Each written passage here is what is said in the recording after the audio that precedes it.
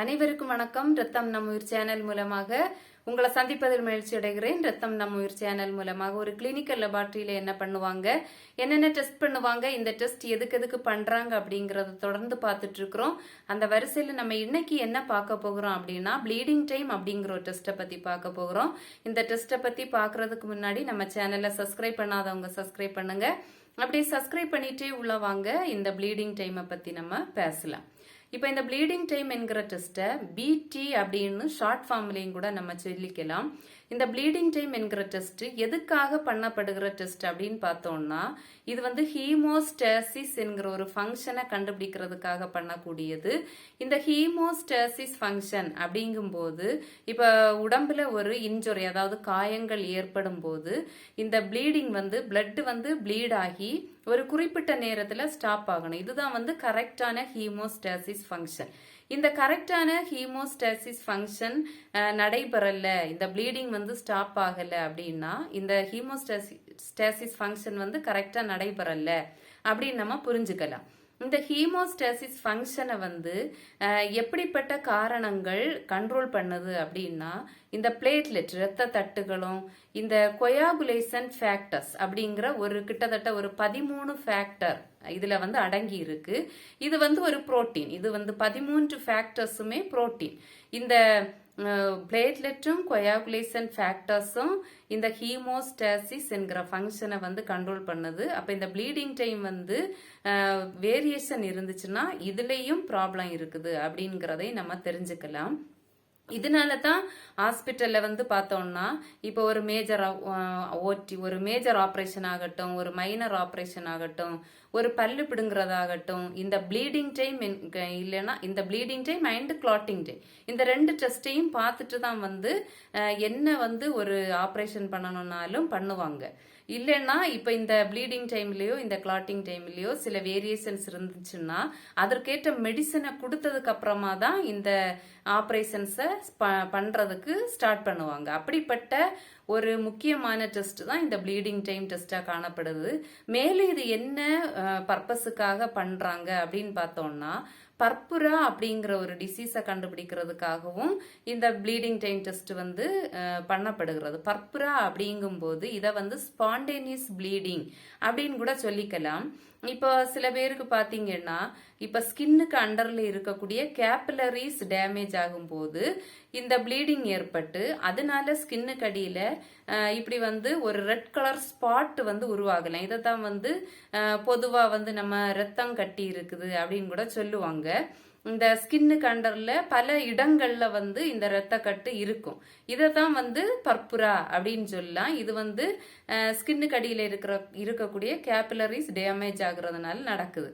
அந்த காரணத்தை கண்டுபிடிக்கிறதுக்கும் வந்து இந்த ப்ளீடிங் டைம் என்கிற இந்த டெஸ்ட்டை பண்ணுவாங்க. இப்படிப்பட்ட காரணத்துக்கு இந்த ப்ளீடிங் டைம் வந்து கொஞ்சம் வேரியேஷனாக தான் காணப்படுகிற ஒரு காரியமாகவும் காணப்படும்.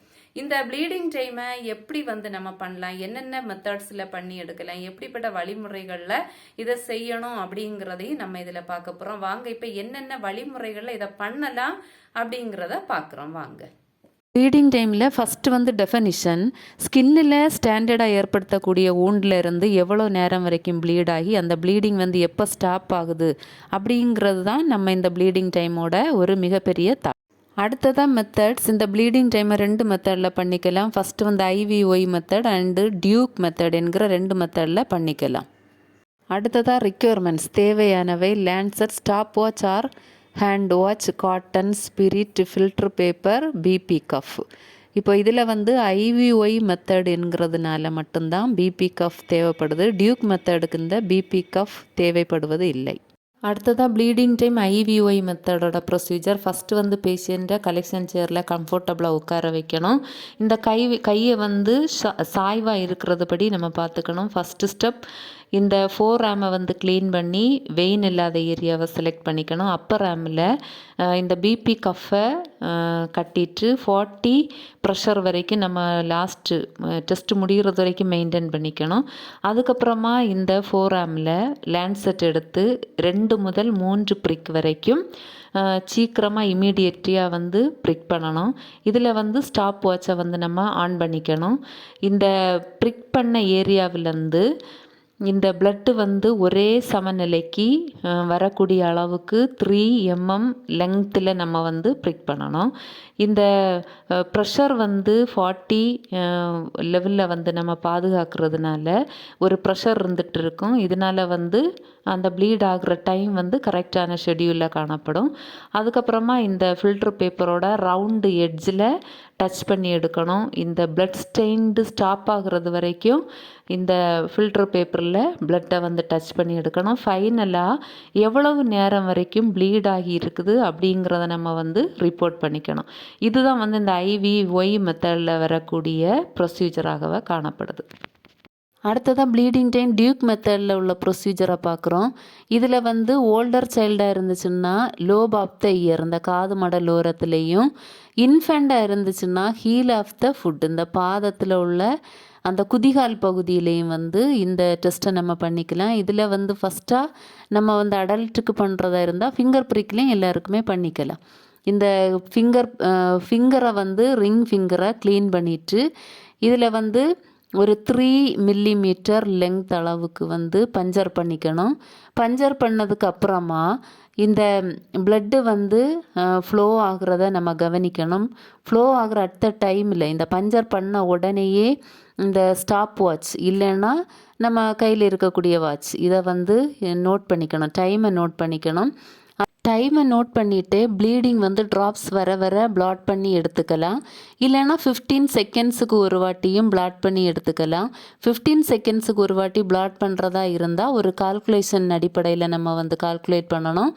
இல்லைன்னா ஸ்டாப் வாட்ச் ஆர் நம்ம கையில் இருக்கக்கூடிய வாட்சில் எத்தனை செகண்ட்ஸில் அதாவது எத்தனை மினிட்ஸில் வந்து ப்ளீட் ஆகுதுங்கிறத பார்த்துக்கணும். இல்லைன்னா இந்த கால்குலேஷன் அடிப்படையில் கவுண்ட் பண்ணிக்கணும். 15 செகண்ட்ஸுக்கு ஒரு வாட்டி பிளாட் பண்ணுறதா இருந்தால் number of flats into 15 seconds என்கிற கால்குலேஷன் அடிப்படையில் கால்குலேட் பண்ணி இதில் வர ரிசல்ட்டை கூட நம்ம ரிப்போர்ட்டாக கொடுத்துக்கலாம். 1 to 6 மினிட்ஸ் வரைக்கும் இந்த ப்ளீடிங் டைமோட நார்மல் வேல்யூ காணப்படுகிறது. கிளினிக்கல் சிக்னிஃபிகன்ஸ் இந்த ப்ளீடிங் டைம் ப்ரொலாங்டு அதிகமாக இருந்துச்சுன்னா த்ரோம்போசைட்டோபீனியா பிளேட்லெட் குறைவாக இருக்கலாம், ப்ளீடிங் டிஸார்டர்னால இருக்கலாம், பர்புரா என்கிற டிசீஸ்னால இருக்கலாம். இப்படிப்பட்ட காரணங்கள்னால அதிகமாக இருக்கலாம். இவ்வளோ தாங்க ப்ளீடிங் டைம் என்கிற டெஸ்டோட மெத்தட்ஸு, ப்ரொசீஜர், பிரின்சிபிள், இதை எப்படி பண்ணணும், இந்த டெஸ்ட் மூலமாக இந்த நார்மல் வேல்யூ மூலமாக எதை புரிஞ்சுக்கிட்டோம் அப்படிங்கிறத பார்த்துருக்குறோம். இந்த ப்ளீடிங் டைம் டெஸ்ட் உங்களுக்கு பிடிச்சிருந்துன்னா லைக் பண்ணுங்க, ஷேர் பண்ணுங்க, சப்ஸ்கிரைப் பண்ணுங்க.